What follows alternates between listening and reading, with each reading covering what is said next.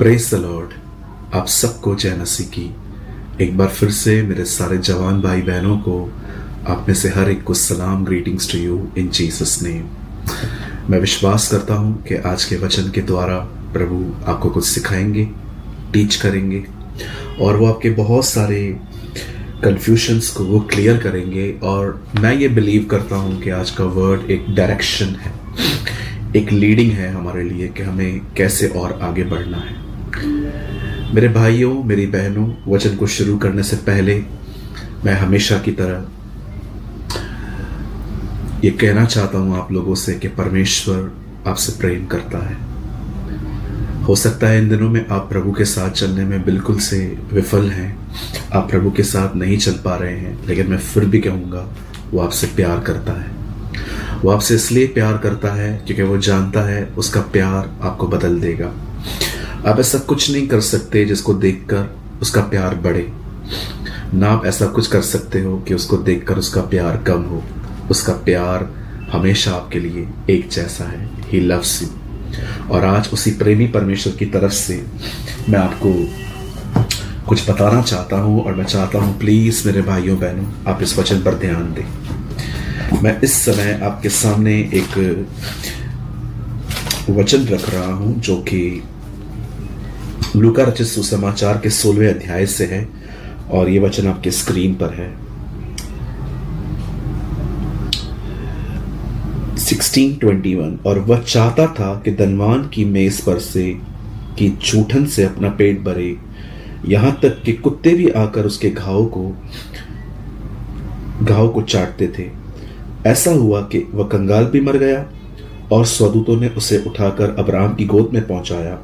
वह धनवान भी मरा और गाड़ा गया और अधलोक में उसने अपनी पीड़ा में पड़े हुए अपनी आंखें उठाई और दूर से अब्राहम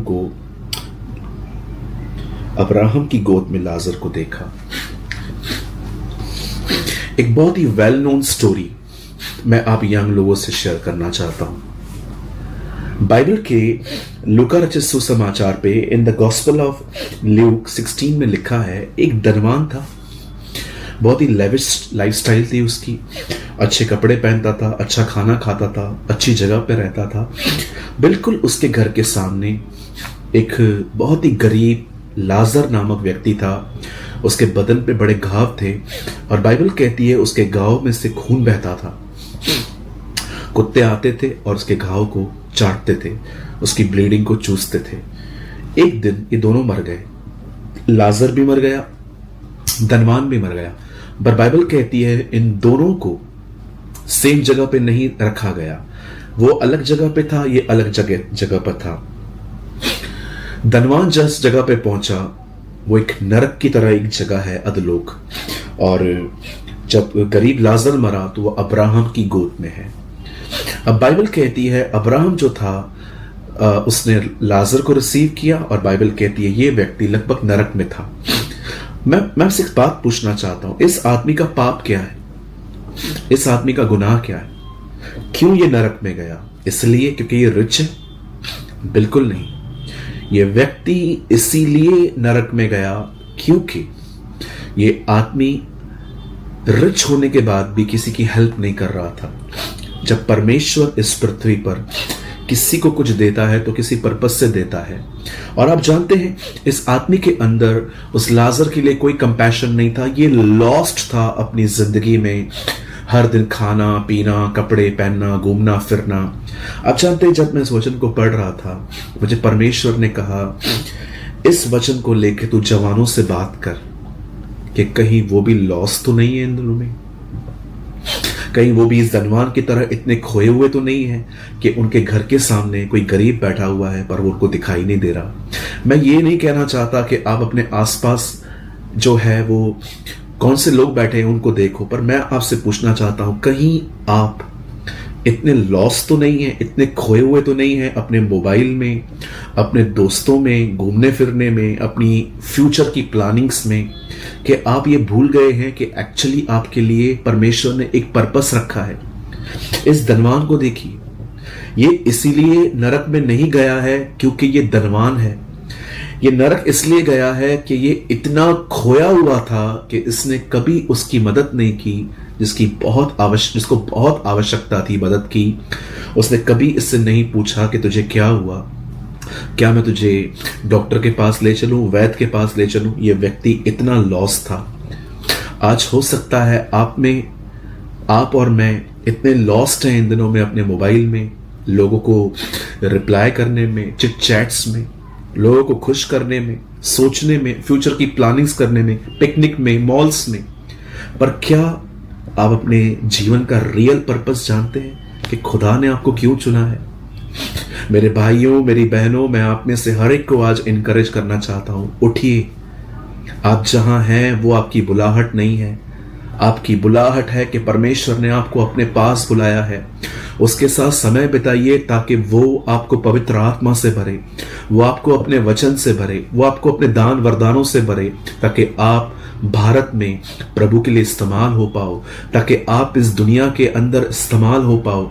मेरे भाइयों, मेरी बहनों, जब मैं 18 साल का था, मैंने अपना जीवन यीशु को दिया और मैं बड़ी दृढ़ता के साथ आपको कह सकता हूं, मुझे 1% भी रिग्रेट नहीं है कि मैंने अपना समय बर्बाद किया। जी नहीं, मैंने पूरी कोशिश की अपने खुदा के पीछे चलने की, उसकी सेवकाई करने की, और परमेश्वर ने मुझे इसमें सफलता दी। मैं आपको भी कहना चाहता हूं, ये आपका समय है। उठिए, इस धनवान की तरह लॉस्ट मत होइए। अपने फोन, अपने दोस्तों में, हर चीज में लॉस्ट मत हो जाइए कि आप उस पर्पस को भूल जाएं जिस पर्पस के लिए प्रभु ने आपको बुलाया था। क्या है आपका पर्पस? आपका पर्पस है कि आप प्रभु का वचन पढ़ो, प्रार्थना करो, प्रभु के साथ समय बिताओ, ताकि आप उसके पुत्र यीशु की तरह बन पाओ और इस दुनिया में उसके गवाह हो के जिंदगी जी सको। This is our calling, this is our mind set. यही हमारे माइंड सेट होना चाहिए कि मुझे खुदा के साथ चलना है। कई बार शैतान हमें बहुत सारी जगहों पे हमें लॉस करने की कोशिश करता है। आपने देखा कैसे उसने हवा का मन बहकाया, उसे फल तोड़ के नहीं दिया, उसने उसका मन बहकाया और वो फॉल हो गई। मेरे भाइयों, मेरी बहनों, अपने मन की रक्षा करिए। इस धनवान की तरह लॉस्ट मत होइए। अपने विजन को अपने सामने रखिए। परमेश्वर इन दिनों में जवानों को देख रहा है जो अपनी जनरेशन के लिए खड़े हों। मैं आपको कहना चाहता हूं, आप आज के शद्रक, मेशक और अबेदनगो हैं। मैं आप में से हर एक को कहना चाहता हूं, इस जमाने में आज जो हमारे सामने आइडल्स हैं उसके सामने मत झुकिए, अपने खुदा के लिए स्टैंड रहिए। मैं विश्वास करता हूं इस छोटे से वचन के द्वारा आपने बरकत पाई है, आपने आशीष पाई है। मेरे भाइयों, मेरी बहनों, प्रभु के लिए उठिए, अपना बहुत सारा समय प्रभु को दीजिए। यदि आपने आज के वचन से कुछ लर्न किया हो तो आप हमें कमेंट बॉक्स में कमेंट करके बता सकते हैं। खुदा आप सबके साथ है। उठिए, प्रभु को समय दीजिए ताकि आने वाला समय परमेश्वर के दाग की बारी में आप और मैं एक मजदूर बन पाए। खुदा आप सबके साथ है। जय मसीह की।